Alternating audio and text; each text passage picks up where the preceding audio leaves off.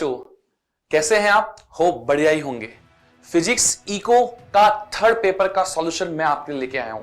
आइए देखते हैं। पहला क्वेश्चन, एक तनी हुई डोरी में उत्पन्न अप्रगामी तरंग का समीकरण आपको दे रखा है। इंग्लिश में आप पढ़ सकते हैं। यहां x तथा y सेंटीमीटर में तथा t सेकंड्स में है। दो क्रमागत निस्पंदों के बीच में दूरियां बताइए। निस्पंद होता है आपका नोड्स, ठीक है, और ये होता है लैम्डा बटे 2, ठीक है। अब आपको चाहिए लैम्डा। आप ध्यान से देखिए, लैम्डा आपको यहां मिलेगा साइन वाले फैक्टर में। साइन के फैक्टर या साइन के अंदर जो कोण होता है वो होता है, चूंकि ये होता है k इंटू एक्स। के को आप लिख सकते हो 2 पाई बाई लैम्डा, ठीक है। तो x का जो गुणांक है 2 पाई बाई लैम्डा है। यदि आप यहां को ध्यान से देखोगे तो यहां x का कॉफिशिएंट है पाई बाई 3, जबकि हमारा जो x का कॉफिशिएंट है वो होता है k 2 pi by lambda, right. तो यहां से आपको लैम्डा मिल जाएगा। बताओ लैम्डा कितना मिला? 6।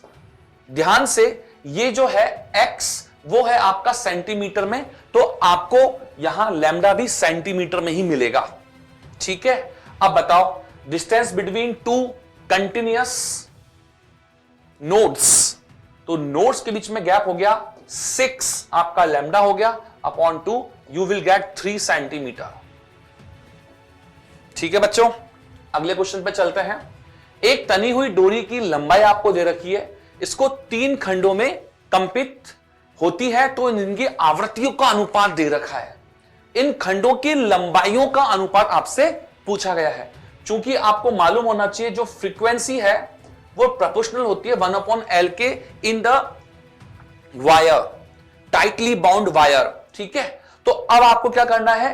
L के मान निकालने हैं। तो क्या मैं यहां से लिख सकता हूं L प्रोपोर्शनल 1/μ? लिख सकते हैं।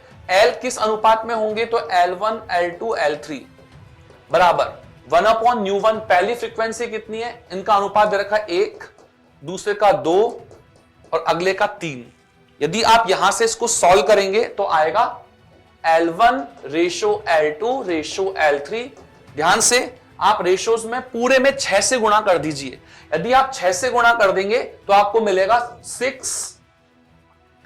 6 को 2 से मल्टीप्लाई करोगे तो आएगा 3, 1/2, 6/2 और 6/3। तो यहां आएगा 6/2 3 और 6/3 आ जाएगा आपका 2, ठीक है। अब ये लंबाइयों का अनुपात आ गया। अब आपको एक तरह से total length L1 plus L2 plus L3 वो आपको दे रखी है 110। तो यदि मैं इन तीनों लंबाइयों को एक तरह से 6L0 प्लस 3L0 और 2L0 मान लूं, तो इन तीनों का जोड़ कितना आना चाहिए? 110। आप यहां से सॉल्व करोगे तो आपको L0 मिलेगा, ये जाएगा 11L0। L0 मिल जाएगा आपको 10 का मान। यदि आप इस L0 के मान को यदि आप इन वैल्यूज में रख देंगे तो आपको सभी खंडों की लंबाइयां प्राप्त हो जाएंगी। L का मान इसमें रखो तो आएगा पहला 60, दूसरा आएगा 30 और अगला आएगा 20। देखना कौन सा ऑप्शन है।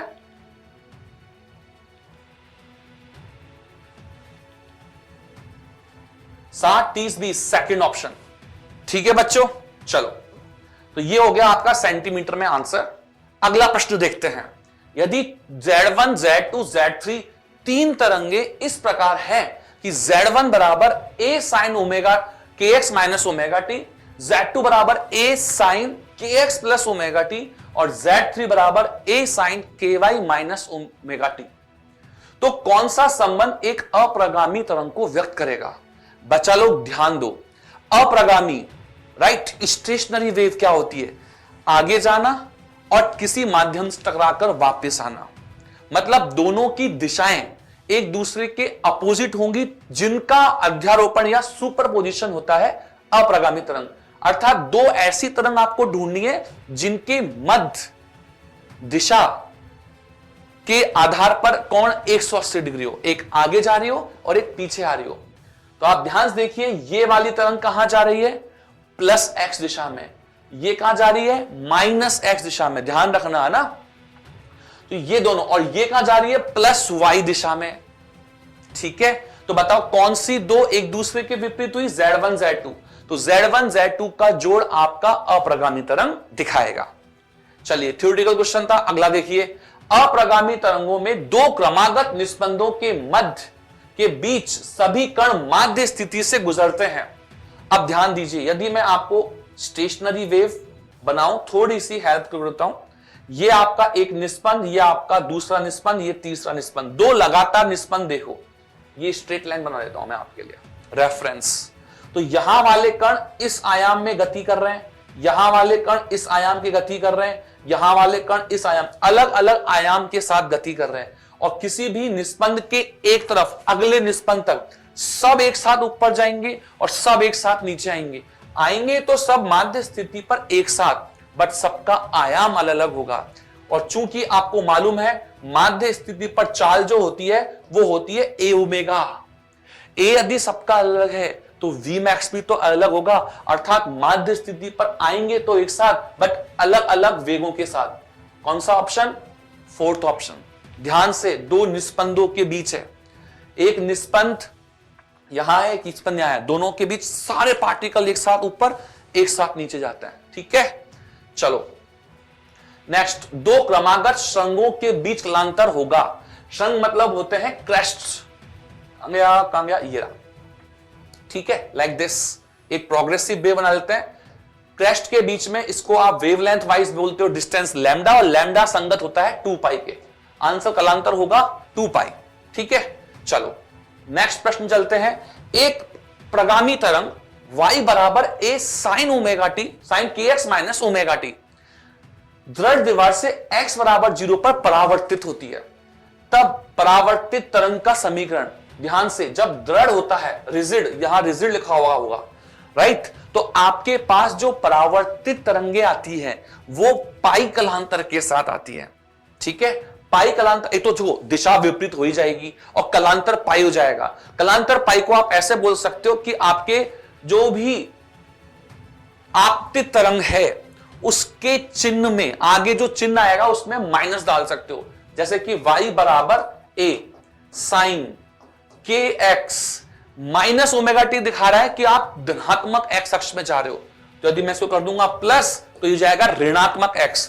मैं एक बार आपको सबको बदला देता हूं, जब kx और ओमेगा टी का चिन्ह समान होता है तो दिशा x के विपरीत होती है, मतलब माइनस x।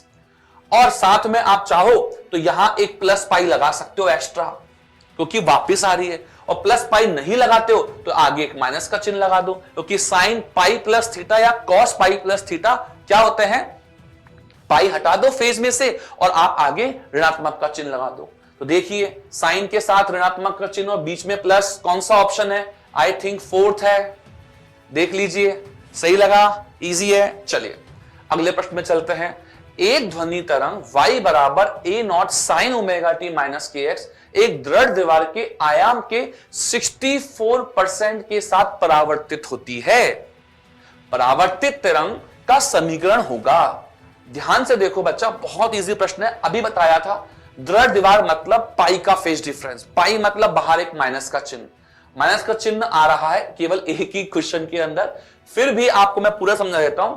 चूंकि तरंग टकरा के वापस आएगी तो अंदर का चिन्ह क्या हो जाएगा, लास्ट क्वेश्चन बताया था, प्लस हो जाएगा, और चूंकि आयाम जो है वो 64% कम हो जाएगा तो 64/100 इंटू वाई नॉट।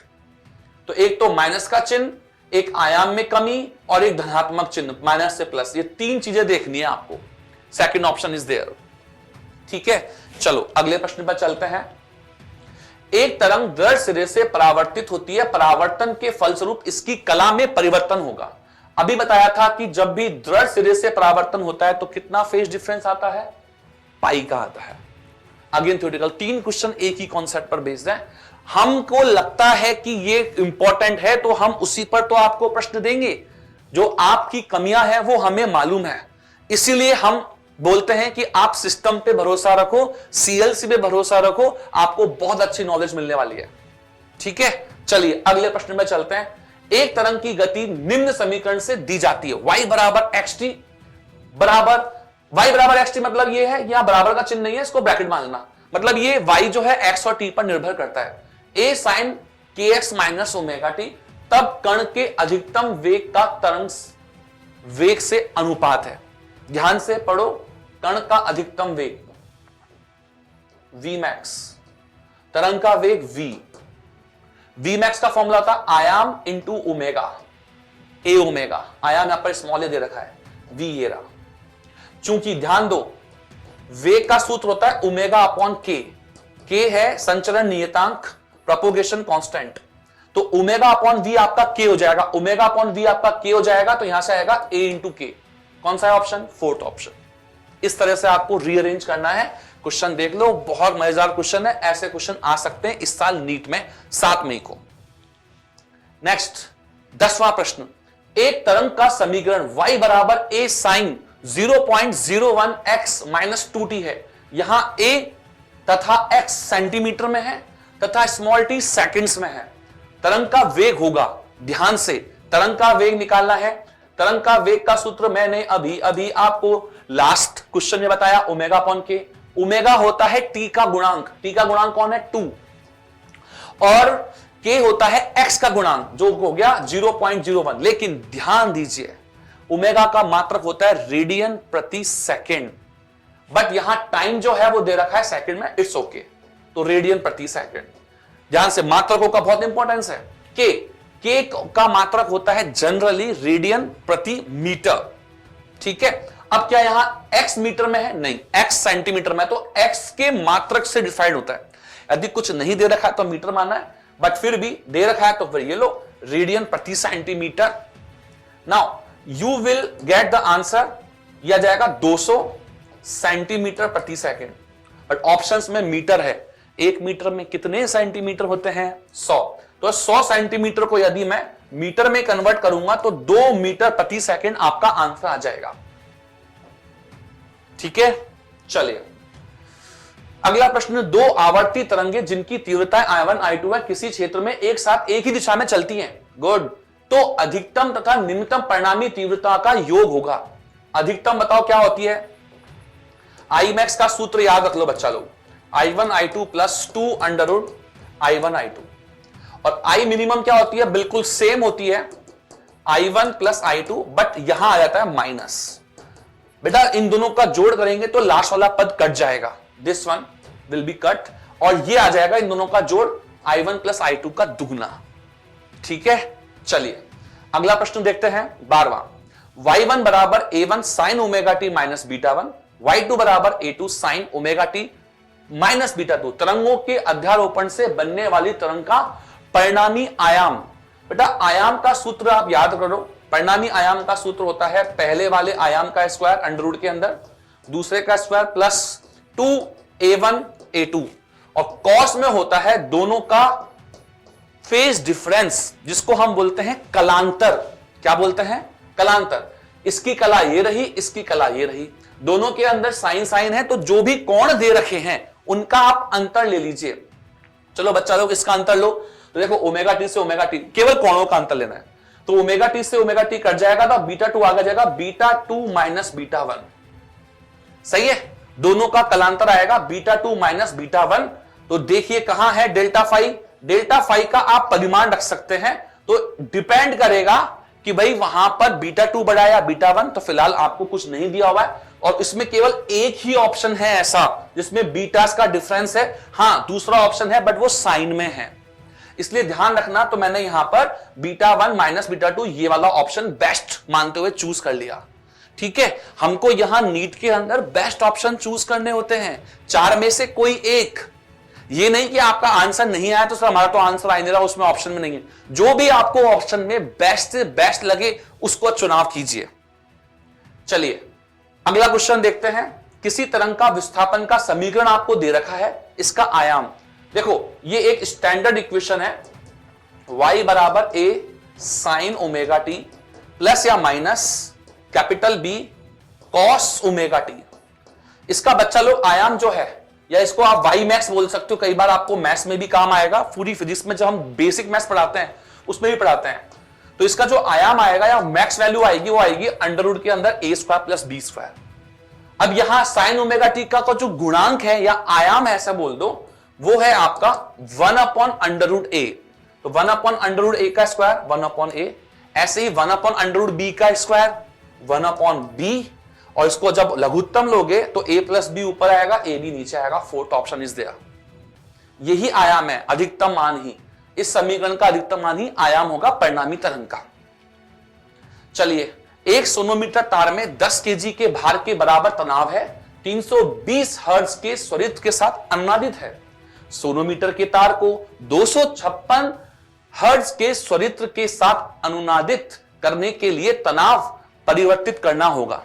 ठीक है, इंग्लिश मीडियम में भी है, आप एक बार देख लीजिए। ठीक है, अब मैं आपको एक नॉर्मल कॉमन लैंग्वेज में आपको समझा देता हूं। बेटा लोग, जो फ्रीक्वेंसी होती है, वो फ्रीक्वेंसी जो होती है वो आपके तनाव के अंडर के तुल्य होती है। ठीक है, अब बात यहां है कि आप फ्रीक्वेंसी को कम कर दिया जा रहा है, तनाव पर क्या इफेक्ट पड़ेगा। चलो तो ध्यान दीजिए, मैं यहां लिख सकता हूं ν2/ν1 बराबर T2/T1। तनाव के मान बाद में रखूंगा, पहले चूंकि आवृत्तियां दे रखी है 256, और यहां अंडर लगा देना, अंडर इस तरफ लगेगा तो यहां जाएगा स्क्वायर। ठीक है, अंडर को इधर शिफ्ट कर दो तो ये जाएगा न्यू का स्क्वायर, तो ν2/ν1 का होल स्क्वायर। राइट, अगले पेज पे चलते हैं। तो T2/T1 बराबर, एक तो था 256 दूसरे केस में, और पहले केस में कितना था, शायद 320। राइट, 320।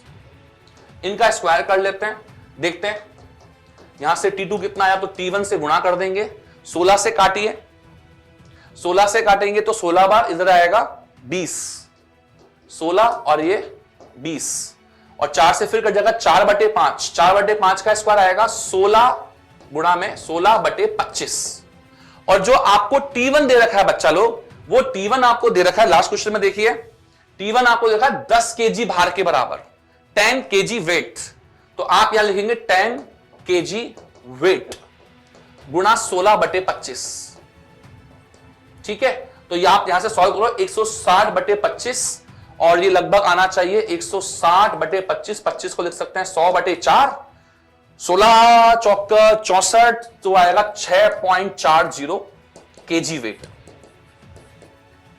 तो 6.4 केजी वेट आ गया आंसर। बट ध्यान दीजिए बच्चा लोग, यहां है 6.4, बट ध्यान दीजिए तनाव परिवर्तित, ऐसे वर्ड प्ले करता है, तनाव कितना परिवर्तित, तो इससे क्या है, अटेंशन मालूम पड़ती है, बच्चा कितना अटेंटिव है। आपसे फाइनल टी नहीं पूछा, आपसे दोनों का अंतर पूछा है, T1 - T2 परिमाण। अंतर कितना आया साहब, पहले था 10 केजी भार, अब कितना आया 6.4, कम हो गया, कितना कम हुआ 3.6, तो 3.6 किलोग्राम से घटेगा। देखो कितना अच्छा है, राइट, ध्यान रखोगे ना इस चीज का। चलिए 15 क्वेश्चन, दो कंपनशील स्रोतों से सुनाई देने वाले विस्पन संभव है। विस्पन बच्चा लोग बोलते हैं इंग्लिश में बीट्स, और बीट जो होता है ना, वो दो बहुत आसपास की फ्रीक्वेंसीज का अंतर होता है। ये नहीं कि बहुत बड़ी बड़ी फ्रीक्वेंसीज का अंतर आ जाए, जैसे यहां 150 और 100 का अंतर 50 हर्ट्ज, यहां 5 हर्ट्ज, यहां 100 हर्ट्ज, यहां 500 हर्ट्ज। सबसे कम किस में है 20 और 25, और एक लिमिट भी है 10, 20, 30, इससे कम ही होना चाहिए। ठीक है, एक ज्यादा डिफरेंस नहीं होना चाहिए फ्रीक्वेंसीज में बीच में। ओके, तो ये हो गया 20 और 5 में 5 हर्ट्ज, आप ऐसा मान लो कि 10 हर्ट्ज के आसपास होना चाहिए डिफरेंस, बात खत्म। और कम ही होना चाहिए, आप बाकी में देख लो 50 हर्ट्ज, 100 हर्ट्ज और 500 हर्ट्ज, तो सबसे कम डिफरेंस किसमें है 5 हर्ट्ज इन दोनों के अंदर, तो ये दोनों बीट्स कहलाएंगे।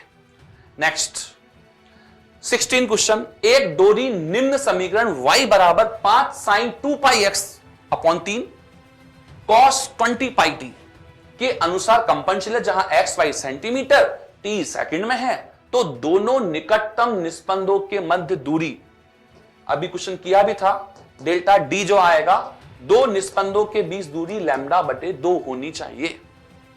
ठीक है, अब यहां से आप देखो, हमारे पास लैम्डा यहां मिलेगा, इस टर्म के अंदर होता है 2πx/λ, तो लैम्डा आप देखो यहां पर क्या मिल गया 3/2, आंसर आ गया आपका 1.5 सेंटीमीटर।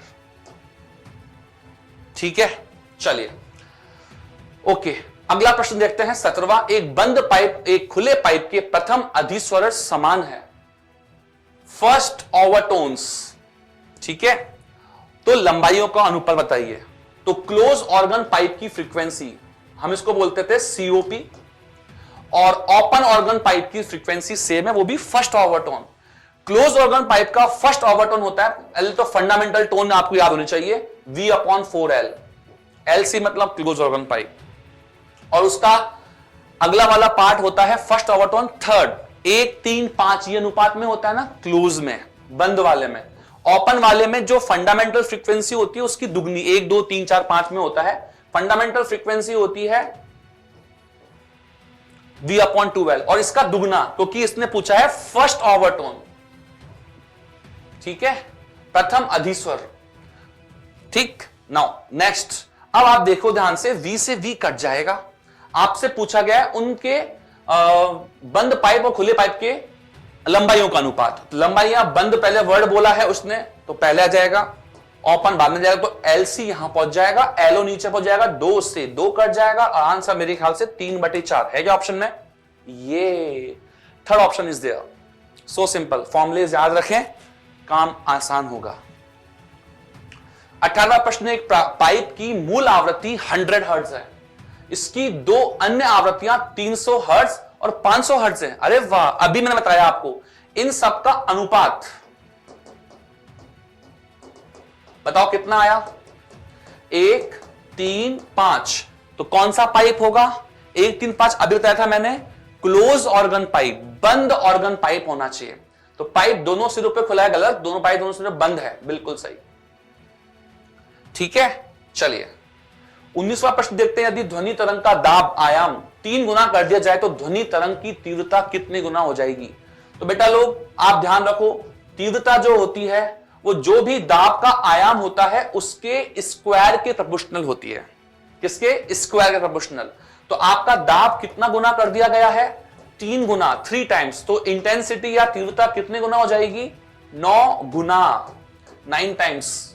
Answer first. सिंपल से फॉर्मूलेस याद रखें, आप आसानी से नीट को इस बार क्रैक करके आने वाला है। बी कॉन्फिडेंट, अपने आप में कॉन्फिडेंट रहिए। आपने मेहनत की है तो सक्सेस जरूर मिलेगी। ताप का नया पैमाना जो रेखीय है तथा W पैमाना कहलाता है, पर जल के हिमांक बिंदु और क्वथनांक बिंदु आपको दे रखे 39 और 239। सेल्सियस पैमाने पर 39 डिग्री के संगत नए पैमाने पर ताप कितना होगा? तो नए पैमाने पर जो भी ताप होता है न्यू, तो मैं TN नाम दे देता हूं, और नए हिमांक बिंदु और क्वथनांक बिंदु का मान अपन यहां रखेंगे। तो ध्यान से देखिए, हिमांक बिंदु, ठीक है, हिमांक बिंदु को इंग्लिश में क्या बोलते हैं? Freezing point.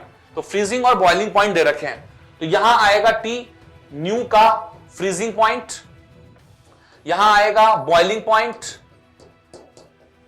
Boiling point new वाले का माइनस फ्रीजिंग पॉइंट, यहां आएगा T डिग्री सेल्सियस में -0, और ये तो आपको मालूम ही है 0 - 100 - 0। ये स्केल का, नए स्केल का फॉर्मूला और पुराने स्केल के साथ आपकी तुलना करनी आनी चाहिए। नया फॉर्मूला है ये। तो T न्यू आपको दे रखा है कितना? ध्यान से, ताप के नए पैमाना जो कि स्थिर है W पैमाना कहलाता है, W मान लो इसको, और हिमांक क्वथनांक दे रखे हैं, तो नए पैमाने का ताप ही पूछा भाई इसने, तो TN ही पूछा है, ठीक है। तो अगले पेज पे चलते हैं, TN लिख देते हैं, माइनस फ्रीजिंग पॉइंट आपका था नए पैमाने पर 39, और 239 था आपका बॉइलिंग पॉइंट नए पैमाने पर, उसी पैमाने पर फ्रीजिंग पॉइंट माइनस कर देते हैं। ये फॉर्मूला है, freezing point, boiling point, boiling minus freezing नीचे, ऊपर फ्रीजिंग माइनस कर दीजिए। तो T न्यू आपको निकालना है, ओके। और आपका इसी तापमान पर डिग्री सेल्सियस में मान कितना है? 39। तो 39 - 0 बटे 100 - 0। इसको सॉल्व करते हैं, आंसर आपको मिल जाएगा। चलिए सॉल्व करते हैं। TN - 39 बराबर, यह आएगा 200, 100 से कट जाएगा 2 बार, 2 हो जाएगा इधर।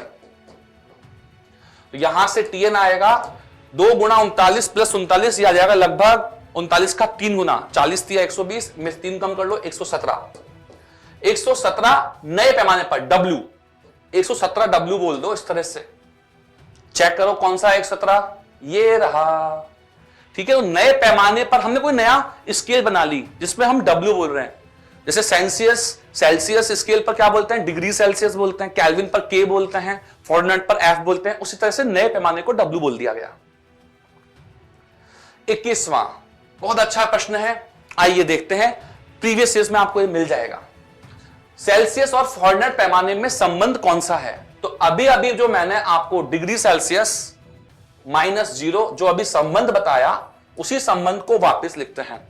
फ़ारेनहाइट स्केल पर F -32 अपॉन 232 -32 ये होता है 180। देख लो अंतर 180 आएगा। अब आपको सॉल्व करोगे इसको, तो मैं इसको लिखता हूं डिग्री सेल्सियस 100 का गुणा इधर करोगे 180 से कट जाएगा, तो ये आ जाएगा 100/180 5/9 5/9 F माइनस, और 5/9 को ही 32 से गुणा करना है, तो 32 गुणा 5/9 जो भी अंक आएगा आप ध्यान से देखिए, जो भी आएगा, ठीक है, ये फॉर्मूला हो गया। अब ध्यान से देखिए, y अक्ष पर क्या आपको c दे रखा है, यस, तो y लिख दीजिए इंटू एम एक्स, f को आप x लिख दीजिए और प्लस c। अब तुलना कीजिए, क्या यहां पर m धनात्मक है? यस, धनात्मक है, मतलब आपकी जो स्लोप है, राइट, जो आपकी स्लोप है वो धनात्मक आएगी, ठीक है, और c जो है आपका ऋणात्मक आएगा। काटेगा वो नेगेटिव अक्ष पर, नेगेटिव y अक्ष पर यहां काटेगा, और स्लोप धनात्मक होनी चाहिए, मतलब ये वाला ग्राफ बनेगा, दैट मीन a, ठीक है, तो a वाला आपका ग्राफ हो गया बिल्कुल सही। ठीक, तो इस तरह से बच्चा लोग इसको, इस फॉर्मूले को भी याद कर सकते हो, यहां से ये फॉर्मूला जनरेट हुआ है। गहरी झील के पृष्ठ के ताप, गहरी झील है, ऊपर का पृष्ठ का ताप आपका 2 डिग्री सेल्सियस है पानी का, बॉटम का पूछा गया है तापमान। मुझे बताओ, क्या आपको मालूम है डेंसिटी वर्सेस टेम्परेचर वाटर के लिए? आया कुछ याद? 4 डिग्री सेल्सियस पर घनत्व अधिकतम होता है, रो मैक्स होता है, और मुझे बताओ जैसे जैसे गहराई में जाओगे तो आपके घनत्व बढ़ेगा, क्योंकि हल्के घनत्व वाला पानी तो ऊपर तैरेगा ना, तो नीचे क्या मिलेगा? सबसे अधिक घनत्व। तो सबसे अधिक घनत्व वाले पानी के कण आपको नीचे मिलेंगे बॉटम पर। और बताओ पानी का सबसे अधिक घनत्व कितने डिग्री टेम्परेचर पर होता है? 4। अनोमियस बिहेवियर ऑफ वाटर, जल का असंगत व्यवहार, एनसीईआरटी पढ़िए। पेपर कहां से आता है? एनसीईआरटी से। चलिए 23, एक ठोस का क्षेत्रीय गुणांक 2 गुणा 10⁻⁻5 डिग्री सेल्सियस है, इसका रेखीय प्रसार गुणांक होगा। तो आपको बीटा दे रखा है, कई बुक्स में इसको अल्फा ए भी बोलते हैं, ठीक है, हम इसको बीटा बोल रहे हैं, और बीटा आपको दे रखा है 2 गुणा 10⁻⁻5। अल्फा होता है रेखीय प्रसार गुणांक, अल्फा और बीटा का जो अनुपात होता है वो 1:2 होता है, अर्थात अल्फा जो होगा वो बीटा का आधा होगा। इसमें 2 का भाग दोगे तो 4th ऑप्शन इज देयर, ठीक है।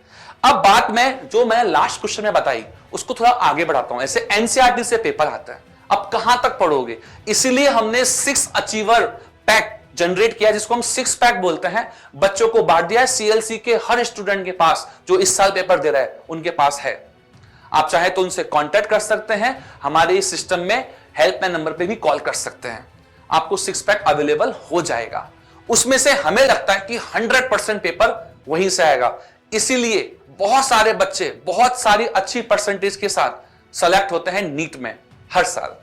चलिए क्वेश्चन नंबर 24, एक वस्तु का तापमान केल्विन स्केल पर x केल्विन पाया जाता है, जब इसका मान फ़ारेनहाइट स्केल पर मापा जाता है वो भी x फ़ारेनहाइट आता है, तो x का मान ज्ञात कीजिए। चलिए केल्विन स्केल पर 273.15, नीचे 373.15 माइनस 273.15 बराबर फ़ारेनहाइट स्केल पर F माइनस 32 और 212 माइनस 32। ये F और K के बीच में संबंध है। अब आपको K और F का मान जो दे रखा है ना बच्चा, X और X दोनों सेम दे रखा है, तो मैं X रख देता हूं, ये बन जाएगा X माइनस लगभग 273 बटे नीचे आ जाएगा 100 अपॉन इक्वल्स टू, ये भी X है, X माइनस 32 अपॉन ये जाएगा 180। अब यहां से x का मान निकालना है तो इनको वज्रगुणा कर देते हैं। वैसे 100 से 180 कट जाएगा और ये आ जाएगा इधर 5, इधर जाएगा 9। पहले इधर 9 से गुणा करते हैं।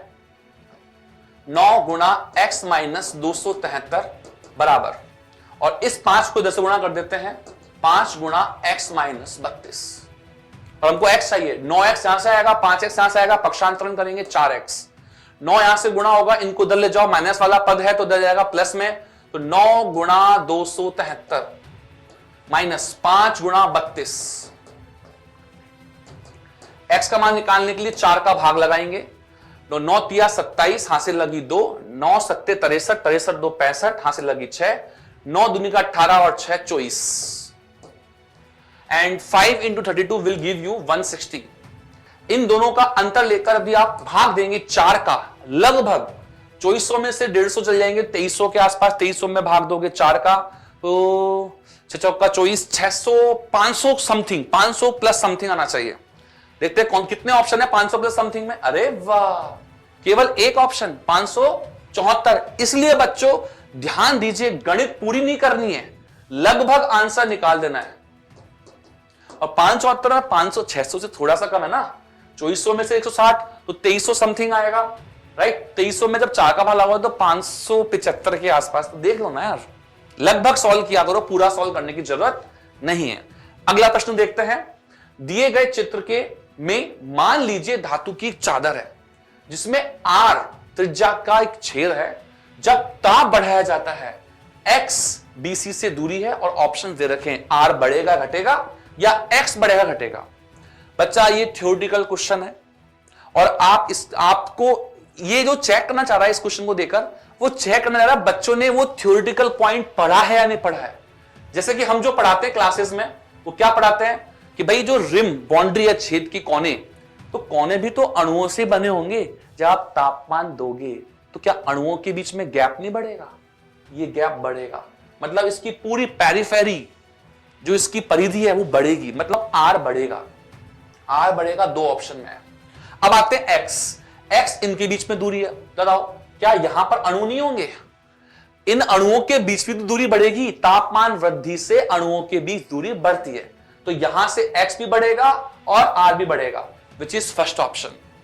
ठीक है, तो इस तरह के कॉन्सेप्ट्स बेस्ड क्वेश्चन भी आपके आ सकते हैं।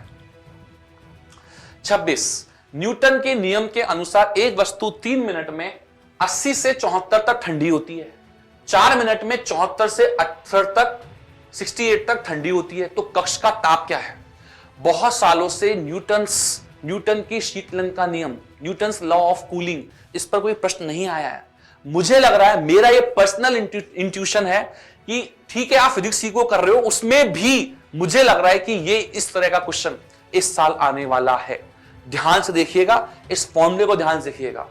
फॉर्मूला है आपका, जो भी आपके सिस्टम का टेम्परेचर है, राइट, उसमें कितना परिवर्तन हुआ, T1 माइनस T2, समय का भाग लगाएंगे, एक कांस्टेंट K आता है, सिस्टम का एवरेज टेम्परेचर कितना है और माइनस सराउंडिंग्स का टेम्परेचर।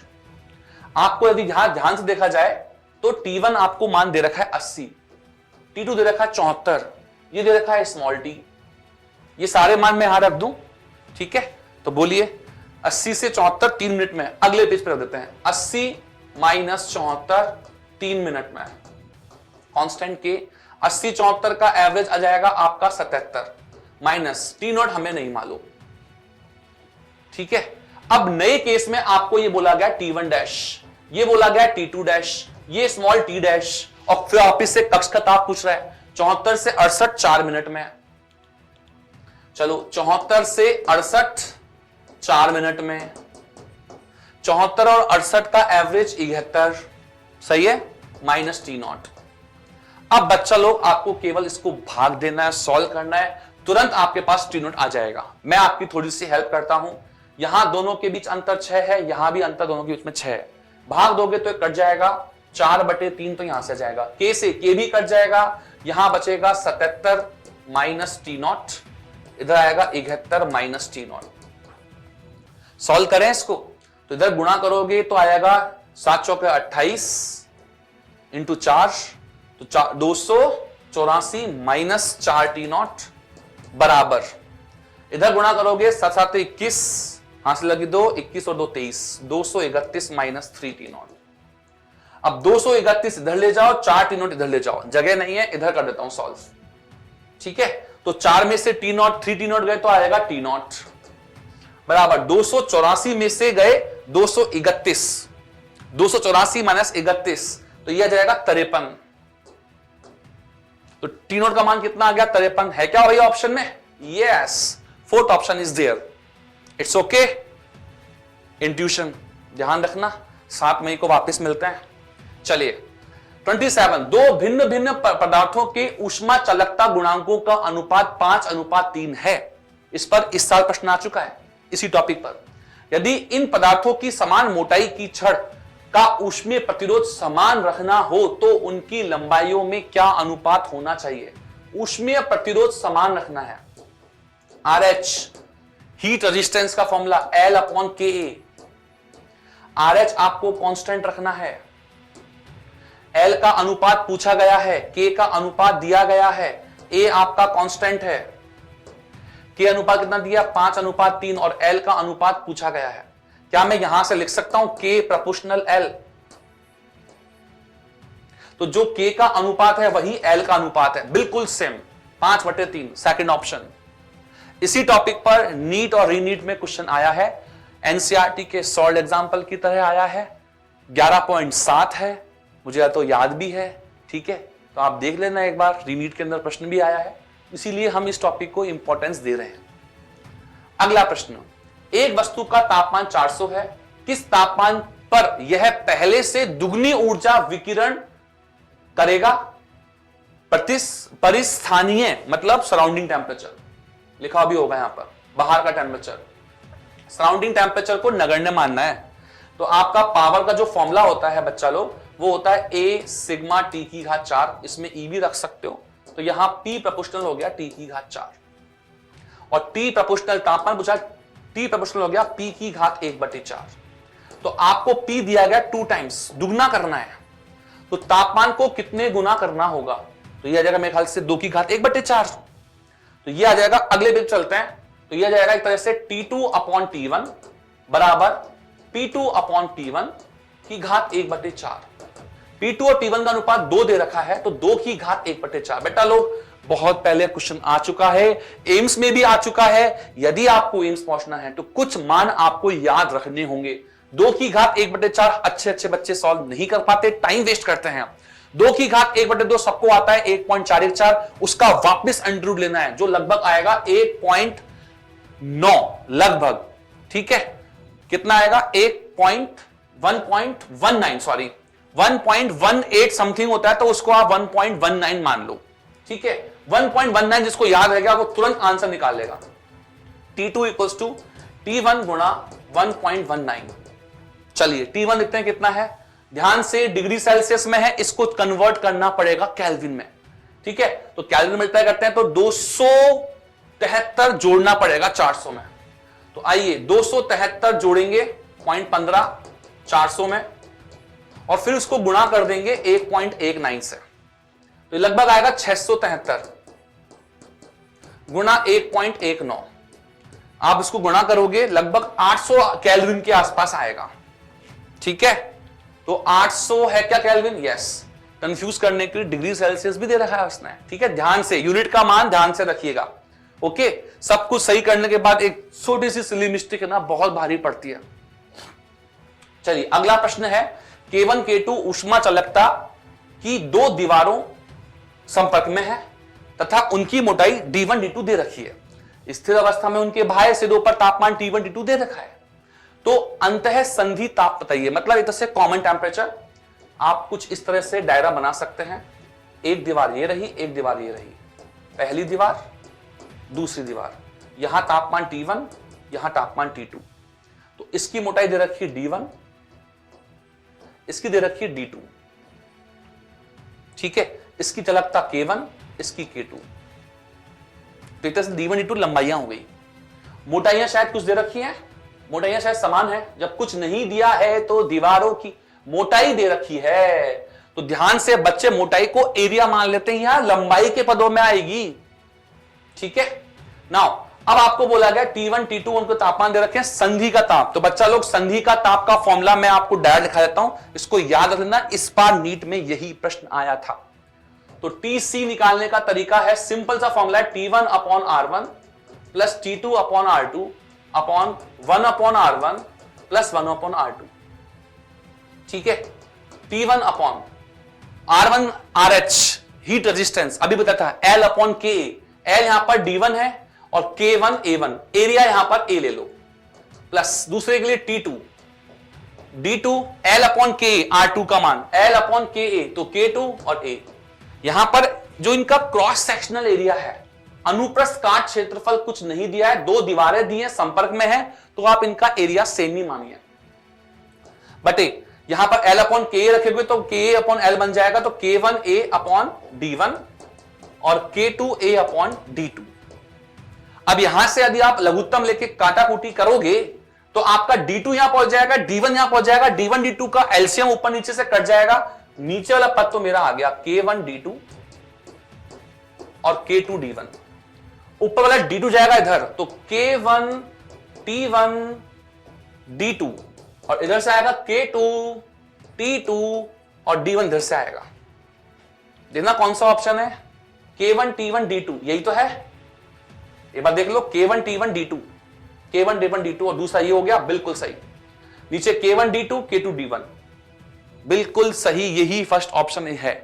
ठीक है, एनसीईआरटी के 11.8वें एग्जाम्पल में इसने फॉर्मूले को डिराइव भी किया है, जिसमें उसने एरिया को वेरिएबल माना है और लेंथ को सेम माना है। इसमें निकाला है उसने formula K1 A1 plus K2 A2 upon K1 plus K2। ऐसे उसने फॉर्मूले बना रखे हैं श्रेणी क्रम और समांतर क्रम के लिए। वैसे श्रेणी क्रम ही है एनसीईआरटी में, समांतर क्रम नहीं है, तो इसलिए ध्यान रखिए कॉमन टेम्परेचर का फॉर्मूला आप बना के रख लीजिए जो मैंने आपको बताया है। ठीक है, दिस वन। ओके, चलिए अगले प्रश्न में चलते हैं। अरे वाह, एक और प्रश्न आ गया श्रेणी क्रम में, बट यहां श्रेणी क्रम है समांतर क्रम है, बच्चे कंफ्यूज हो जाते हैं। यहां तीन तीन एंड्स दे रखे हैं, एक ही पदार्थ एक समान अनुप्रस्थ काट की तीन छड़ों को चित्रानुसार जोड़ा गया है, प्रत्येक छड़ समान लंबाई की है, तीन छड़ों का संधि का ताप बताइए। तो ये रहा टीसी। तो टीसी का फॉर्मूला फिर मैं आपको बताता हूं, यदि दो की जगह तीन छड़ भी आ जाए तो यही फॉर्मूला जो हमने लास्ट प्रश्न में लगाया था वो लगा सकते हैं, T1 upon R1 plus T2 upon R2 plus T3 upon R3 upon 1 upon R1 plus 1 upon R2 plus 1 upon R3। अब उसने देखो बच्चा लोग क्या बोल दिया, समान पदार्थ समान अनुप्रस्थ काट क्षेत्रफल। तो पदार्थ समान मतलब इन सबका K समान है और लंबाई भी समान है, बस सबके R समान है। L अपॉन K फॉर्मूला होता है R का, L समान K समान A समान, तो सारे R समान, R1 बराबर R2 बराबर R3 बराबर R0। यदि आप रख दोगे तो TC का एक सिंपल सा सूत्र बन के आएगा, T1 plus T2 plus T3 upon 3। तीनों अंतिम ताप कोने वाले तापों को जोड़ो, 0 प्लस 0 प्लस 90, 0 प्लस 0 प्लस 90 बटे 3, सीधा आंसर मिलेगा 30। तो मैंने बच्चा लोग इसी प्रश्न को सॉल्व नहीं किया, जनरलाइज कर दिया है, तापमान अलग अलग भी हो आप कर सकते हो। ठीक है, आ गया 30 डिग्री। चलिए, दिया गया है कि एक पिंड P जूल ऊष्मा, पिंड पर P जूल ऊष्मा आ रही है, इसमें से Q जूल ऊष्मा अपवर्तित हो जाती है, Q चली गई अंदर, तथा अपवर्तित तथा स्थानांतरित हो जाती है, तो बाहर चली गई, ठीक है, अंदर चली गई। पिंड का अवशोषण गुणांक है भाई Ti, क्यों उसने अंदर ले ली, स्थानांतरित मतलब क्या हुआ, अंदर ले ली। ठीक है, तो अपवर्तित और स्थानांतरित कुछ ने अंदर ले ली उसके। ठीक है, तो अब बताओ कितना अवशोषण गुणांक है। तो भाई P तो आई थी, उसमें से Q अपने अंदर ले ली, राइट। तो ये हो गया, देख लो वापस इंग्लिश में पढ़ लो, आपतित तो इतनी है, इतनी जूल अपवर्तित या स्थानांतरित हो जाती है, तो बची कितनी सब P माइनस Q, तो ये तो अवशोषित हो गई, और I कितनी थी P, तो P माइनस Q, तो ये तो हो गया अवशोषित ऊष्मा। देखो जो P होती है ना, Q जूल ऊष्मा, तो इस P के 3 काम होते हैं। नंबर 1 अवशोषण, अब्जॉर्प्शन, दूसरा ट्रांसमिशन, और तीसरा होता है उसका काम रिफ्लेक्शन। ठीक है, तो PT और PR का मान तो उसने दे रखा है Q, PI तो अवशोषित कितनी हुई, तो P तो ये रही, मुझे PA चाहिए, P तो I, और इन दोनों का मान कुल दे रखा है Q, तो P माइनस Q अवशोषित हो गई, अब्सॉर्ब्ड। कितनी अब्सॉर्ब्ड हुई, P माइनस Q। I कितनी थी, P, तो अवशोषण गुणांक कितना हो गया, P minus Q upon P। कौन सा ऑप्शन है, 4th ऑप्शन। सिंपल। चलिए अगला प्रश्न दिया गया है, कैलोरी पर ग्राम डिग्री सेल्सियस में विशिष्ट ऊष्मा का S का मान दिया हुआ है 0.6 T², जहां T सेल्सियस स्केल पर तापमान है।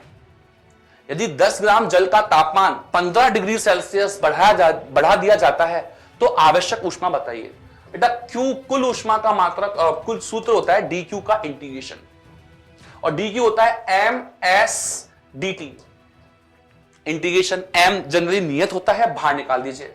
m आपको दे रखा है 10, s आपको कितना दे रखा है 0.6 T²। यहां स्मॉल टी मान लेते हैं तापमान को, क्योंकि इसने तापमान जो है स्मॉल टी में लिया है।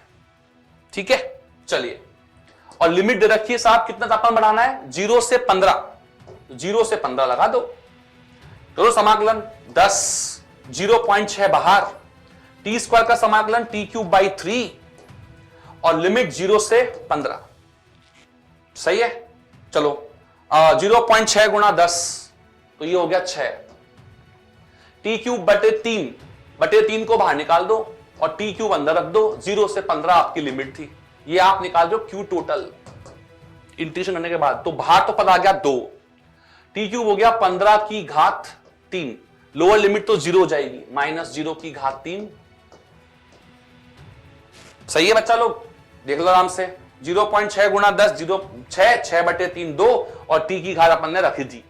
ठीक है, 15⁻3, तो 15 गुणा 15 तो जाएगा 625, और 2 बाहर चल रहा है, ये चल रहा है QT का मान, तो 15 गुणा 2 हो जाएगा 30 को गुणा कर दो 625 से, फटाफट स्पीड से मल्टीप्लाई भी हो जाएगा। 5 × 15 हासिल लगी है, 3 दूनी का 6 और 1 7, 6 × 18, तो ये आ गया आपका 18,750 है क्या, नहीं है। चलो ध्यान से देखिए, कहीं गड़बड़ हुई क्या, 15⁻3, 15 गुणा 15 225, यहां गड़बड़ हुई, ये 225 आएगा, और 225 को जब अपन 30 से गुणा करेंगे 0, 5 से 15 घात 1, 3 दूनी का 6 और 1 7, 3 दूनी का 6, राइट, तो यहां से आकर 6,750, राइट, और ये आएगा अपना मान कैलोरी में, क्योंकि सारा काम अपन ने SI सिस्टम में किया है, कैलोरी। ठीक, और इसको आप लिख सकते हो 6.750 किलो कैलोरी।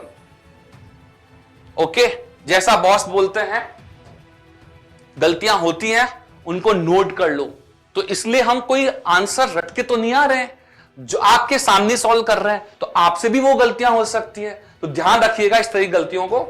6.750 को आप लिख सकते हो 6.750 किलो कैलोरी, देखना ऑप्शंस किलो कैलोरी में है, यस, ठीक है, 4th ऑप्शन इज देयर। चलिए, एक मरकरी की बूंद के अंदर दाब आधिक्य कितना, आधिक्य दाब है, दाब आधिक्य कितना होना चाहिए, ताकि उसकी त्रिज्या दे रखी है और मरकरी का पृष्ठ तनाव दे रखा है। बेटा दाब आधिक्य लिक्विड ड्रॉप में होता है 2T/R।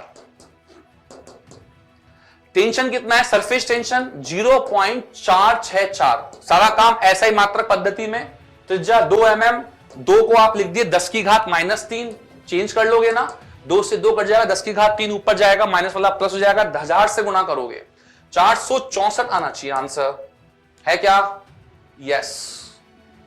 Question number 3, option number 3, easy. चलिए अगला चलते हैं 34, 2 मरकरी की बूंद जिनकी त्रिज्या स्मॉल r है, जो आपस में मिलकर एक बड़ी बूंद बनाती है। ठीक है, पृष्ठीय तनाव T है, तो बड़ी बूंद का पृष्ठीय ऊर्जा, तो बड़ी बूंद की त्रिज्या कैपिटल R, इनकी स्मॉल आर मान लेते हैं, तो इनका आयतन हो जाएगा 4/3 पाई are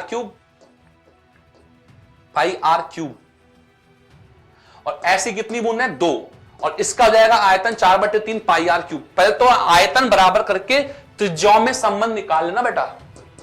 capital R equal to 4/3 pi cut जाएगा, दोनों आयतन बराबर करोगे, आर की घात 1/3 वहां शिफ्ट करोगे तो आ जाएगा 2 की घात 1/3 गुणा आर, ये संबंध आ जाएगा। अब आप पृष्ठीय ऊर्जा निकालो, डेल्टा यू, एक ही की पूछिए तो एक यू निकाल दो, यू बिग वाले का बताओ कितना आएगा formula? Surface tension into area. Surface tension T दे रखा है, एरिया बड़े वाले का 4 pi R square. Capital R का मान स्मॉल आर के बदले में हम निकाल चुके हैं क्योंकि सारे ऑप्शन में स्मॉल आर दे रखा है। ठीक है, चलो तो ये लो U of big, capital T 4 pi capital R square की जगह 2 की घात 1/3 इंटू स्मॉल आर, और स्क्वायर करना है 4 pi R square, right, 4 pi R square करना है। चलो 2 की घात, तो एक काम करते हैं, पहले तो अंक अलग कर देते हैं, टी अलग कर लो, पाई अलग कर लो, आर स्क्वायर अलग कर लो। अब आ जाओ 4 गुणा 2 की घात 1/3 की घात 2, घात की घात गुणा होती है 2/3।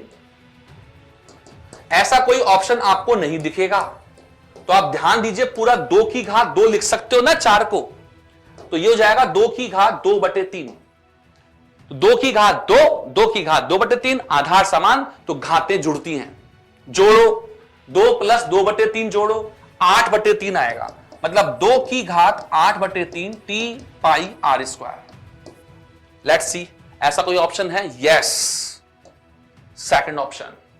ओके, तो ऑप्शंस को देखकर आंसर की तरफ बढ़ने की तुरंत कोशिश करना, इसलिए क्वेश्चन के साथ साथ पहले एक बार हल्की फुल्की नजरों से ऑप्शन जरूर देख लें। अगला प्रश्न चलते हैं, यदि एक पानी की बूंद जिसकी त्रिज्या, अरे वाह, त्रिज्या दे रखी है, ऐसी कितनी सारी बूंदें हैं? 10 की घात 6, छोटी छोटी छोटी छोटी ऐसे बहुत सारी बूंदें हैं, सबको मिलाकर, अच्छा मिलाया नहीं है, छोटी समान त्रिज्याओं की बूंदों में टूट जाती है। ओके, तो एक बड़ी बूंद है, थोड़ा पेज क्लियर करते हैं, एक बड़ी बूंद है वो टूटी है छोटी छोटी बूंदों में, और ऐसी कितनी? 10 की घात 6, इसकी त्रिज्या आर, यहां इनकी त्रिज्या स्मॉल आर, आयतन बराबर करें 4/3 पाई आर क्यूब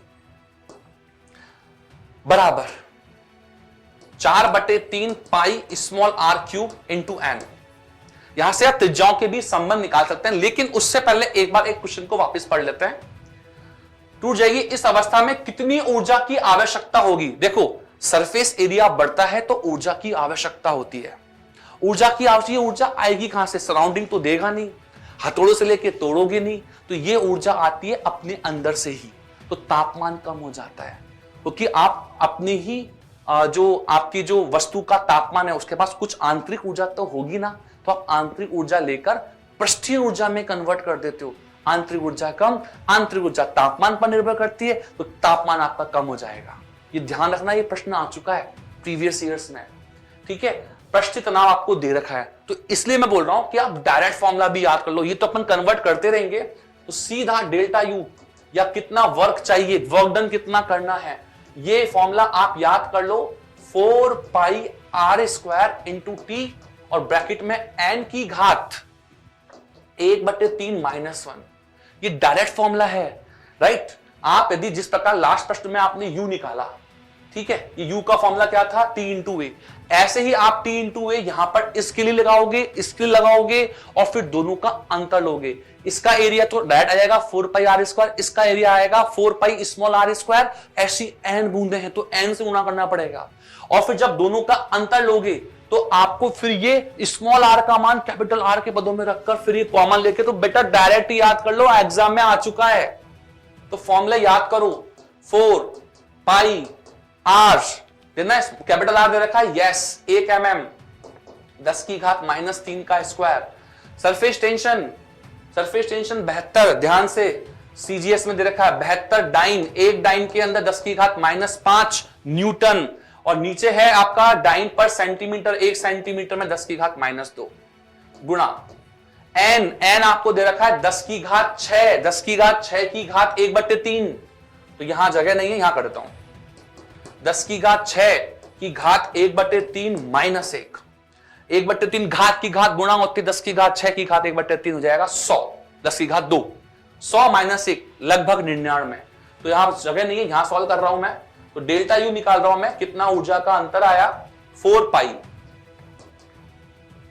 10 की घात -6 तो यहां से आ गया, -6 और -5 -11, ऊपर जाओगे -2 ऊपर जाएगा तो +2, -11 में से +2 तो -9 और यहां से लगभग 100 आ रहा है, वो करोगे 10 की घात -7, और कोई अंक बचा? यस, ओनली 72 और 10 की घात -7। ऑप्शंस मैंने पहले ही एक रैंडमली देख लिए थे, -6 -3, तो मैं एक काम करता हूं -6 में कन्वर्ट करता हूं, तो ये हो जाएगा 10 की घात -6, एक 10 का भाग लगा दो तो 4 तिया 12, लगभग 1.2 गुणा 72, 10 की घात -6, 72 गुणा 1.2 तो थोड़ा सा 72 से ऊपर, 72 से ऊपर कौन सा ऑप्शन है 10 की घात -6 में? बोलो बोलो, फर्स्ट ऑप्शन। मैंने कहा ना मल्टीप्लाई पूरा नहीं करना, आप देखो लगभग, इसलिए बोलते हैं कि सॉल्यूशन करने से पहले एक बार ऑप्शंस को हल्की फुल्की निगाहों से देख के चलो, ठीक है। आगे आंसर, अगला प्रश्न देखते हैं। आर त्रिज्या की केश नली में उठे हुए पानी का द्रव्यमान m है।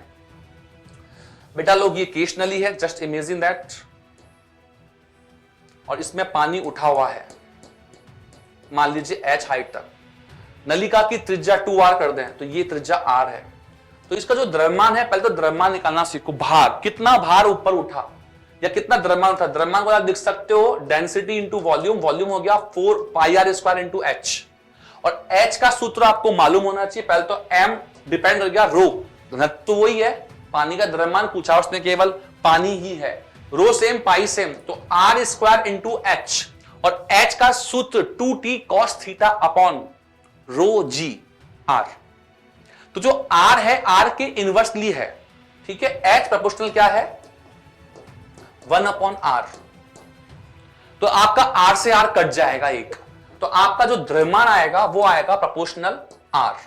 तो बच्चा लोग ये चीज ध्यान रखो, आप द्रव्यमान जो है वो r के समानुपाती है और h जो है 1/r के समानुपाती है, ठीक है, इसको नाम बोलते हैं h प्रोपोर्शनल 1/r को ज्यूरिन्स लॉ, ज्यूरिन्स लॉ, और m प्रोपोर्शनल r आपको याद रखना है, पहले भी एम्स में क्वेश्चन आ चुका है, m प्रोपोर्शनल r, तो बताओ r का मान तुमने कितना किया, दुगुना, तो क्या m का मान दुगुना नहीं होगा? Yes, which option is correct? Third option is correct, ठीक है। अगले प्रश्न चलते हैं। द्रव के अणुओं पर लगने वाला परिणामी सहसंजक बल, अंदर, ध्यान से, अंदर का जो अणु है उसके पास बेटा लोग चारों तरफ अणु है, ये वाला अणु इधर खींच रहा है, ये इधर खींच रहा है, सब सहसंजक बल है, बताओ परिणामी कितना आएगा? बिल्कुल सही, 0। द्रव के अंदर, द्रव के अंतरा परमाणुक लेवल पर, इंटर मॉलिक्यूलर लेवल पर एक दूरी होती है जहां तक दूसरे अणु उसको खींच सकते हैं, यह दूरी कुछ माइक्रोमीटर से नैनोमीटर ऑर्डर में होती है। इस नैनोमीटर ऑर्डर के अंदर ही मान लेते हैं नैनोमीटर है, तो इसको हम बोलते हैं मैक्सिमम डिस्टेंस जहां तक एक अणु दूसरे अणु पर बल लगा सकता है। तो इस तरह से यहां पर एक स्फेरिकल गोलाकार एक क्षेत्र बनता है जिसके अंदर आने वाले सभी अणु सेंटर वाले अणु पर बल लगा पाते हैं, जिससे कि अंदर के जो अणु होते हैं वो सभी स्थायी अवस्था में होते हैं, इसलिए परिणामी बल कितना आएगा? 0, ठीक है। ऐसा नहीं है सहसंजक बल नहीं है, लेकिन परिणामी 0 है, ध्यान रखिएगा। चलो, एसएचएम का एक समीकरण दे रखा है, x बराबर a plus b sign omega T plus 5, इसका आयाम पूछा है। कई बच्चे कंफ्यूज हो जाते हैं, बेटा साइन कॉस के आगे जो पद लिखा हुआ है वही आयाम है, बी ऑप्शन। तो बेटा सही लोग फिर सर ये a क्या चीज है? बेटा a जो है ना वो केवल एसएचएम की माध्य स्थिति को बदल रहा है। यदि आपका एसएचएम यहां गति कर रहा है, यदि मैं x वर्सेस t का ग्राफ बनाऊं जो आप याद करके आए हो, a sine omega T plus 5, और यदि यहां पर a जुड़ जाता है तो वो एक तरह से ऐसे बोल दो कि पूरा समीकरण a पर शिफ्ट हो गया। मतलब कर तो ये एसएचएम ही रहा है, बट माध्य स्थिति जो है उसकी वो अब मूल बिंदु नहीं ए है, तो आयाम तो बी ही है उसका। यहां पर आयाम बी था और यहां पर भी आयाम उसका बी ही है। ठीक है, चलिए 39वां प्रश्न देखते हैं। एम द्रव्यमान के कण की सरल आवर्त गति करते समय अधिकतम चाल तो v0 है। इस कण की गतिज ऊर्जा क्या होगी जब इसकी माध्य स्थिति से दूरी का आयाम, दूरी आयाम की 1/√2 गुना है। ठीक है साहब, निकाल लेंगे। तो सबसे पहले आपको क्या चाहिए, कण की गतिज ऊर्जा चाहिए। तो कण की गतिज ऊर्जा निकालने के लिए याद करो, के का जो सूत्र होता है वो होता है total energy minus potential energy. Total energy होती है हाफ के ए स्क्वायर माइनस पोटेंशियल एनर्जी होती है हाफ के एक्स स्क्वायर, और एक्स का मान आपको दे रखा है 1/√2 आयाम के गुणा, ठीक है ना, स्क्वायर आयाम ही मान लो इसको ए, ये ए है 1/√2। अब आप इसका स्क्वायर करेंगे तो 1/√2 का स्क्वायर आएगा 1/2, और 1/2 में से 1/2 गुणा 1/2 1/4 माइनस करोगे तो आ जाएगा 1/4 ए स्क्वायर। ये तो आगे बेटा काइनेटिक एनर्जी। अब इसका मान हमें v के पदों में चाहिए। चलो काइनेटिक एनर्जी आई आपकी हाफ के ए स्क्वायर। के को मैं एम ओमेगा स्क्वायर लिख सकता हूं, बिल्कुल लिख सकते हैं।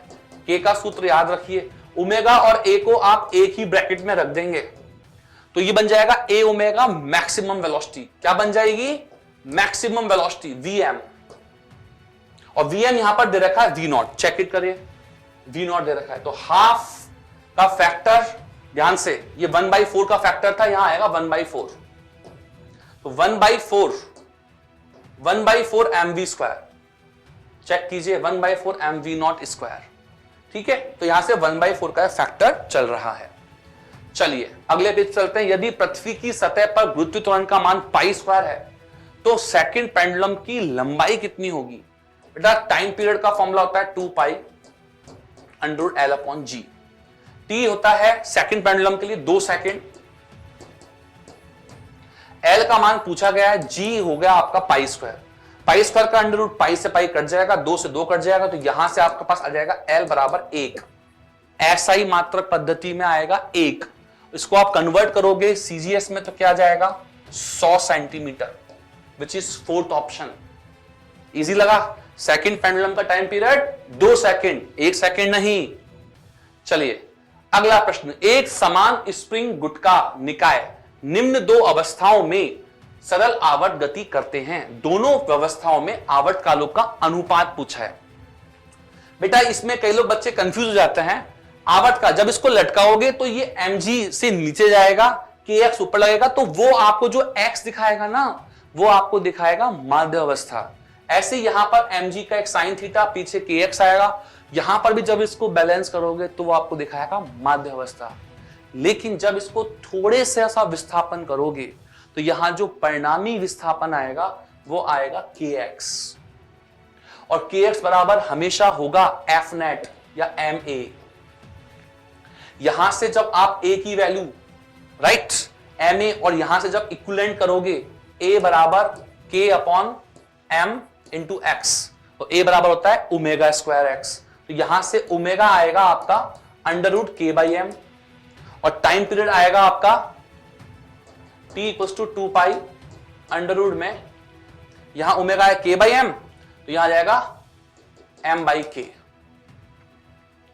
ठीक है, तो a आ गया आपका k/mx, ओमेगा आ गया क्योंकि ये होता है ओमेगा स्क्वायर, ओमेगा आ गया k/m, तो आपका जाएगा m/k, क्योंकि t होता है 2π/ω। ये फॉर्मूला आ गया। अब बताओ इसके अंदर कहीं पर भी कोई एंगल आ रहा है क्या। इस तरह से आप बोल सकते हो, चाहे आप वर्टिकली डाउनवर्ड आप उसको बोल दो, ऊर्ध्वाधर रखो, चाहे आप किसी एक कोण पर रखो, इनका आवर्तकाल समान आता है, जिसका सूत्र ये रहा। तो इसने क्या पूछा है, अनुपात, आवर्तकालों का अनुपात 1:1, है ना। अच्छा लगा क्वेश्चन, ठीक है, कॉन्सेप्चुअल है। अगला प्रश्न देखते हैं। आपको समीकरण दे रखी है x बराबर a sin ωt, x dash दे रखा है a sin ωt + 120 डिग्री, आपस में अध्यारोपित हो रहे हैं। अध्यारोपण के पश्चात परिणामी एसएम का आयाम पूछा है। ध्यान से दोनों का आयाम देख लीजिए सेम है, बट दोनों का फेस ओमेगा टी के आगे कुछ जुड़ा हुआ नहीं है, यहां 120 है, तो दोनों का फेस डिफरेंस जो है 120 डिग्री है। यदि आपके दोनों आयाम समान हो तो मैं आपको एक सूत्र बताता हूं, ए रिजल्टेंट का फॉर्मूला 2a कॉस दोनों के अंतर कलांतर का आधा। ठीक है, ये मेरे भयंकर पॉइंट में होता है जब मैं लेक्चर पढ़ाता हूं, बीपी बोलता हूं मैं उसको, भाई याद कर लो इसको। 2a cos डेल्टा 5/2, डेल्टा 5 बटा ले उसमें कितना आया 120, 120 का आधा 60, cos 60 का मान 1/2, 2 से 2 कट गया और कितना आया a। यदि आप यहां 120 डिग्री रखते हो तो यहां से AR आपका आ जाएगा a, अर्थात 120 डिग्री पर दो तरंगे हो, उनका आयाम समान हो तो उनका परिणामी का आयाम समान आएगा a। ठीक है, वेक्टर्स में भी काम आएगा, यहां पर भी काम आता है ये सूत्र। ठीक है, चलिए, अरे वाह क्या प्रश्न है। सरल आवर्त गति करते हुए कण का त्वरण आपको दे रखा है -4 पाई स्क्वायर x, जहां x माध्य स्थिति से मीटर में विस्थापन, a मीटर पर सेकंड स्क्वायर में है, तो दोलन की आवृत्ति मतलब SI में मात्रक है, दोलन की आवृत्ति होती बेटा लोग ω/2 पाई। ठीक है, और यहां देखो इस समीकरण को, यह समीकरण है a बराबर -ω²x, कंपेयर करो x era a era, omega कितना आएगा 4 पाई स्क्वायर का अंडर रूट, दैट मीन 2 पाई, तो यहां से ओमेगा आ गया 2 पाई, 2 पाई बटे 2 पाई रखोगे तो आ गया 1 हर्ट्ज। ठीक है बच्चा लोग, इजी लगा। अगला प्रश्न, निम्न चित्र में दिए गए निकाय के दोलन की कोणीय आवृत्ति पूछिए। चलो निकाल लेंगे कोणीय आवृत्ति, क्या सूत्र है, ओमेगा बराबर अभी फॉर्मूला आया था m/k, m/k आया था ना, ये देखो ध्यान से मैंने अभी सॉल्व किया था, ओमेगा बराबर k/m आया था। चलिए k/m तो 1 कर लो, एक ही बात है, k/m आ जाएगा। ठीक है, अब ध्यान से देखना बच्चा लोग, k निकालना है, ये है श्रेणी क्रम में, श्रेणी क्रम में जो k होता है उसका सूत्र होता है k1 k2 upon k1 plus k2। 600 300 रखोगे तो 600 गुणा 300 और 600 प्लस 300, ये आ जाएगा आपका आई थिंक 200। सही है, 2 3 3, हाँ बिल्कुल सही, 200 आ जाएगा, तो आपका आ गया 200। अब आप ओमेगा निकाल लो, ओमेगा का सूत्र था k/m अंडर रूट के अंदर, k अभी आपका इक्विवेलेंट आया 200, m कितना दे रखा है इसके अंदर 2 kg रखिए, 100 का अंडर रूट 10, तो ओमेगा आ गया 10 है क्या, यस। सिंपल से क्वेश्चंस, बस आपको सूत्र आने चाहिए, श्रेणी क्रम में सूत्र लगता कौन सा है। ठीक है बच्चा, चलो 45, किसी सरल लोलक का कोणीय वेग आयाम ओमेगा तथा a है, यदि माध्य स्थिति से x दूरी पर इसकी गतिज ऊर्जा t व v है, तो t और v का अनुपात बताओ। गतिज ऊर्जा और स्थितिज ऊर्जा, गतिज ऊर्जा का सूत्र मैंने अभी आपको बताया था E माइनस वी, इसमें v का भाग देखना है, E आपका होता है हाफ ka² माइनस v होता है आपका हाफ kx², v आपका होगा स्थितिज ऊर्जा हाफ kx², तो हाफ के तो कट जाएगा और क्या बचेगा a² माइनस x² बटे x², है क्या, ये रहा fourth option, a² minus x² बटे x²। ठीक है, इजी। नेक्स्ट, दो स्प्रिंग जिनके बल नियतांक k/4 व k/5 है, तो वो श्रेणी क्रम में जोड़कर एक m द्रव्यमान के साथ जोड़ दिया जाता है, दोलन की आवृत्ति बताइए। न्यू बराबर ω/2 पाई। ठीक है, तो 2 पाई तो बाहर रखिए, और अभी आपके पास k आया था, ओमेगा आया था k/m आया था। अब आपको बस k निकालना है, k ये वाला k नहीं है, k है इन दोनों का सीरीज का श्रेणी क्रम का तुल्य, और जिसका मैंने सूत्र बताया था k1 k2 upon k1 plus k2। इन दोनों वैल्यूज को यहां रखिए, आपको मिलेगा इक्विवेलेंट k/9। यहां आपको रखना है k/9। ठीक, तो यहां रखोगे 2 पाई, इसको आप अभी फिलहाल k' बोल दो, तो ये आपका k' आ गया, और ये हो गया आपका k/9m। 9 का अंडर रूट 3, 3 जाएगा बाहर, तो बाहर तो आएगा 6 पाई और जाएगा k बटे m, पहला ऑप्शन। ठीक है बच्चों, इजी लगा। चलो 47, एक कण की गति का समीकरण x बराबर a sin omega T plus b cos omega T से दिया जाता है। इस कण की गति है, ध्यान से देखिए, ये समीकरण है, इसको आप इक्विवेलेंटली लिख सकते हो। आयाम a square plus B square, यहां आ जाएगा साइन और omega T plus tan inverse b बटे a। ये समीकरण है SHM की। किसकी है? SHM की। और ये हो गया आयाम। तो आयाम कितना हो गया? a square plus B square का अंडर रूट। अभी थोड़े पहले एक क्वेश्चन में भी आया था। ठीक है, तो ये हो गया फोर्थ ऑप्शन। नेक्स्ट 48, बहुत इजी प्रश्न है। दो स्थितियां दिखाई गई हैं, ये श्रेणी क्रम में है और ध्यान से ये समांतर क्रम की कंडीशन है। और इसने बोला है आवर्त कालों का अनुपात ज्ञात कीजिए। फॉर्मूला है m upon k implies that t जो प्रपोर्शनल है 1 अपॉन अंडर रूट k। जैसे अभी मैंने आपको ओमेगा का सूत्र बताया था, देखो लास्ट पेज पर, तो ओमेगा सूत्र था k बटे m, तो टाइम पीरियड के फॉर्मूले में आएगा m अपॉन k, तो t प्रपोर्शनल हो गया 1 अपॉन अंडर रूट k। ठीक है, अब अपन निकाल लेते हैं फॉर्मूला। तो इसने पूछा है t1 अपॉन t2 बराबर k2 अपॉन k1। अब k निकालना है। पहले केस में k कितना आ रहा है? श्रेणी क्रम का k।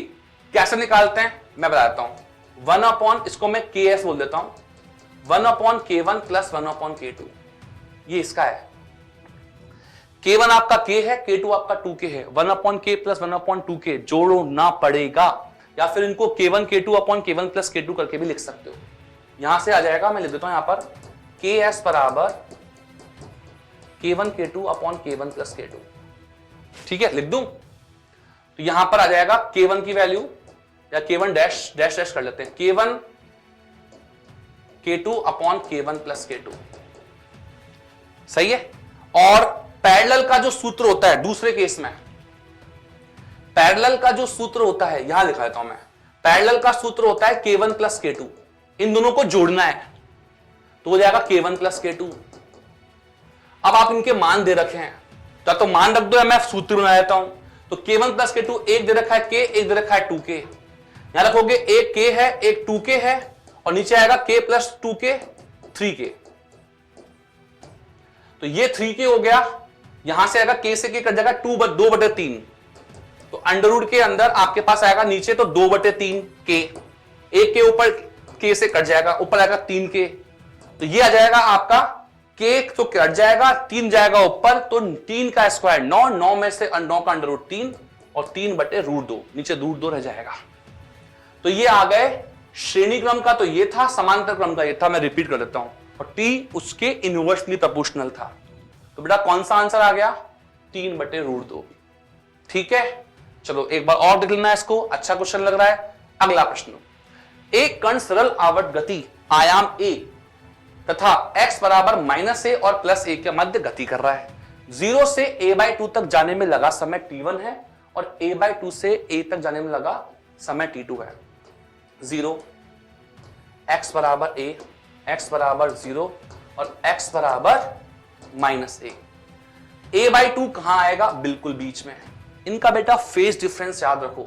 यदि मैं इसको फाई 0 बोलता हूं तो यहां फाई बोलना पड़ेगा आपके पास पाई बटे 2, और यहां जो फाई आता है 1/2 या आयाम के आधे मान पर, वो आता है पाई बटे 6। तो यहां जो कलांतर है यहां से यहां तक, वो आता है पाई बटे 6, और यहां का जो कलांतर आता है a/2 से a तक जाने में, वो आता है पाई बटे 2 माइनस पाई बटे 6 आएगा पाई बटे 3। ठीक है, तो अगले दिन चलते हैं, वापस दिखाता हूं मैं आपको। ये 0, ये a और ये -a, यहां आएगा बीच में a/2। यदि मैं इसका समय अंतराल निकालूं, इसको t1 बोला है और यहां समय अंतराल t2 बोला है। समय अंतराल निकालने के लिए केवल आपको फेज डिफरेंस, यदि आपको याद रह गया तो फेज डिफरेंस में आप एक काम कीजिए, पाई की जगह, हम जैसे बोलते हैं ना 2 पाई की जगह पूरा एक चक्कर हो जाता है, तो टाइम पीरियड कितना आता है? Capital T। मतलब 2 पाई का यदि कलांतर हो जाए, पूरा पार्टिकल घूम फिर के वहीं आ जाए, दैट मीन दैट मीन वो हो गया कैपिटल टी समयांतराल या 2 पाई कालांतर। तो आप पाई की जगह, मतलब एक तरह से बोल दो, 2 पाई को टी से रिप्लेस कर सकते हो। तो पाई की जगह क्या रख सकते हो, पाई की जगह रख सकते हो t/2। यहां पाई की जगह t/2 रखो, क्या आएगा t/12। चेक कर लो, t/2 रखोगे तो t/2 और गुणा 6 t/12। तो मतलब ये वाला समय तो हो गया t/12 और ये कितना था, कालांतर कितना था π/3। पाई की जगह क्या रखोगे t/2, तो क्या आ जाएगा t/6। तो ये हो गया t/12, ये हो गया t/6। बताओ कौन बड़ा है, t/6 बड़ा है। तो ये समय कम है और ये समय ज्यादा है, कम ज्यादा, कम ज्यादा एक तरीका। दूसरा तरीका, दूरियां तो समान है, राइट, ये दूरी समान है। अब ध्यान देखो, जब आप यहां चल रहे हो माध्य स्थिति पर सबसे ज्यादा स्पीड होती है और एक्सट्रीम कोनों पर 0 होती है स्पीड। यहां Vmax और यहां V0। तो भाई जब आप दो दूरियां, समान दूरियां तय कर रहे हो तो शुरुआत में तो आपकी बहुत तेज स्पीड है, बाद में आपकी स्पीड कम हो गई ना। तो सिंपल सा, जब स्पीड तेज है तो कम समय में तय कर लोगे वो दूरी। सीधा आंसर पहला ऑप्शन है, सही है। तो बिना आप फॉर्मूले लगाए भी कर सकते हो, उसके लिए SHM का पूरा माइंड फ्रेम समझ में आना चाहिए। चलिए लास्ट प्रश्न है, आइए देखते हैं क्या है। एक के स्प्रिंग की नियतांक की स्प्रिंग दो सिरों पर M तथा 3M द्रव्यमान के दो द्रव्यमान जुड़े हैं। यदि निकाय की मुक्त रूप से कंपन करता है, एक तो M ले लो और एक 3M ले लो। अब ये के स्प्रिंग कांस्टेंट है, उसने बोला दोनों का आवर्तकाल निकालना। तो बेटा आवर्तकाल का फॉर्मूला होता है 2 पाई M/K, बट M तब जब एक ही द्रव्यमान हो और दोनों कोनों पर द्रव्यमान हो तो हम लेते हैं रिड्यूस्ड मास, क्षयित द्रव्यमान। और इस म्यू का मान होता है बेटा लोग M1 M2 upon M1 plus M2। एक तो M है, एक 3M है। सॉल्व करो, क्या आएगा 3M/4 और T का जो सूत्र है उसमें रख दो, म्यू की जगह 3M/4 रखो अपॉन K। सही है, 4 अंडर रूट्स में भाग जाएगा, 2 से कट जाएगा पाई, 3M/K आ जाएगा। 3M/K और पाई, थर्ड ऑप्शन इज देयर। इस तरह से आपके पूरे क्वेश्चंस हो चुके हैं।